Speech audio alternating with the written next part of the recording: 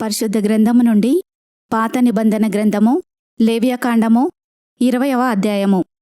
మరియు యెహోవా మోషేకు ఈలాగు సెలవిచ్చెను, నీవు ఇశ్రాయేలీయులతో ఇట్లనుము, ఇశ్రాయేలీయులలోనే గాని ఇశ్రాయేలు ప్రజలలో నివసించు పరదేశులలోనే గాని ఒకడు ఏమాత్రమును తన సంతానమును మోలెకుకు ఇచ్చిన ఎడల వానికి మరణశిక్ష విధింపవలెను. మీ దేశ ప్రజలు రాళ్లతో వాని కొట్టవలెను. ఆ మనుషుడు నా పరిశుద్ధ స్థలమును అపవిత్రపరచి నా పరిశుద్ధ నామమును అపవిత్రపరచుటకు తన సంతానమును మోలెకుకు ఇచ్చెను గనుక నేను వానికి విరోధినై ప్రజలలో నుండి వాని కొట్టివేతును.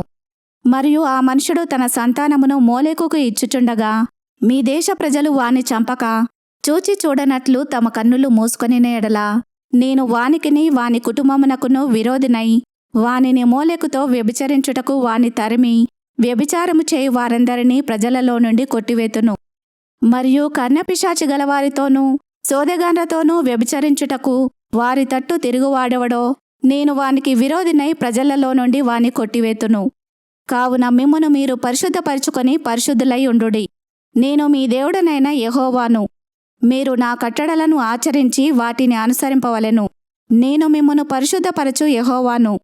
ఎవడు తన తండ్రినైనను తన తల్లినైనను దూషించునో వానికి మరణశిక్ష విధింపవలెను. వాడు తన తండ్రినో తల్లినో దూషించెను గనక తన శిక్షకు తానే కారకుడు. పరుని భార్యతో వ్యభిచరించిన వానికి అనగా తన పొరుగువాని భార్యతో వ్యభిచరించిన వానికిని ఆ వ్యభిచారికిని మరణశిక్ష విధింపవలెను.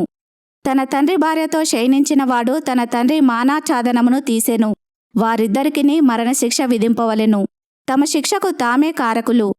ఒకడు తన కోడలితో శయనించిన ఎడల వారిద్దరికిని మరణశిక్ష విధింపవలెను. వారు వారి వరసలు తప్పిరి. వారి ప్రాణాపరాధము వారి మీద నుండును. ఒకడు స్త్రీతో శయనించినట్టు పురుషునితో శయనించిన ఎడల వారిద్దరూ హేయక్రియలను చేసిరి గనుక వారికి మరణశిక్ష విధింపవలెను. తమ శిక్షకు తామే కారకులు. ఒకడు స్త్రీని ఆమె తల్లిని పెళ్లి చేసుకొనిన ఎడల అది దుష్కామ ప్రవర్తన. దుష్కామ ప్రవర్తన మీ మధ్య నుండకుండా వారిని అగ్నితో కాల్చవలెను. జంతుశయనము చేయువానికి మరణశిక్ష విధింపవలెను. ఆ జంతువును చంపవలెను. స్త్రీ తన్ను జంతువు పొందునట్లు దాని సమీపించిన ఎడల ఆ స్త్రీకిని ఆ జంతువునకును మరణమే విధి. ఆమెను దానిని చంపవలెను. తమ శిక్షకు తామే కారకులు. ఒకడు తన సహోదరిని అనగా తన తండ్రి కుమార్తెనే గాని తన తల్లి కుమార్తెనే గాని చేర్చుకొని ఆమె దిశములను వాడును వాని దిశములను ఆమెయు చూచినేడలా అది దురనురాగము. వారికిని తమ జనుల ఎదుట మరణశిక్ష విధింపవలెను. వాడు తన సహోదరిని మానాఛాదనమును తీసెను. తన దోషశిక్షను తాను భరించును. కడగానున్న స్త్రీతో శయనించి ఆమె మానాఛాదనమును తీసినవాడు ఆమె రక్తధారాఛాదనమును తీసెను. ఆమె తన రక్తధారాఛాదనమును తీసివేసెను. వారి ప్రజలలో నుండి వారిద్దరినీ కొట్టివేయవలెను. నీ తల్లి సహోదరి మానాఛాదనమునే గాని నీ తండ్రి సహోదరి మానాఛాదనమునే గాని తీయకూడదు. తీసినవాడు తన రక్త సంబంధి యొక్క మానాఛాదనమును తీసెను. వారు తమ దోషశిక్షను భరించెదరు.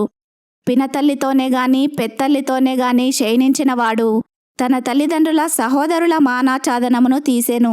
వారు తమ పాపశిక్షను భరించెదరు. సంతానహీనులై మరణమగుదురు. ఒకడు తన సహోదరుని భార్యను చేర్చుకొని నేడలా అది హేయము. వాడు తన సహోదరుని మానాఛాదనమును తీసెను.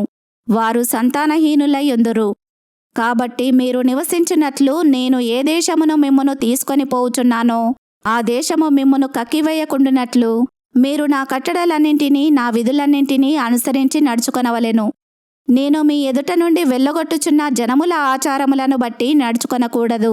వారు అట్టి క్రియలన్నీయూ చేసిరి గనుక నేను వారి యందు అసహ్యపడితిని. నేను మీతో చెప్పిన మాట ఇదే, మీరు వారి భూమిని స్వాస్థ్యముగా పొందుదురు. అది అనగా పాలుతేనెలు ప్రవహించు ఆ దేశము మీ స్వాస్థ్యముగా ఉండునట్లు దాని మీకిచ్చెదను. జనములలో నుండి మిమ్మును వేరుపరిచిన మీ దేవుడనైన యెహోవాను నేనే.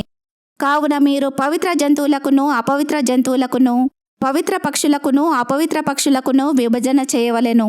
అపవిత్రమైనదని నేను మీకు వేరు చేసిన ఏ జంతువు వలననే గాని ఏ పక్షి వలననే గాని నేల మీద ప్రాకు దేని వలననే గాని మిమ్మును మీరు అపవిత్రపరచుకొనకూడదు.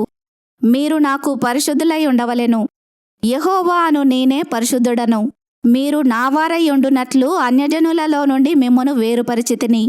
పురుషుని అందేమి స్త్రీ అందేమి కర్ణపిశాచి అయినను సోదె అయినను ఉండిన ఎడల వారికి మరణశిక్ష విధింపవలెను. వారిని రాళ్లతో కొట్టవలెను. తమ శిక్షకు తామే కారకులు. ఈ వాక్యమును విన్న మిమ్ములందరినీ దేవుడు దీవించునుగాక. ఆమెన్.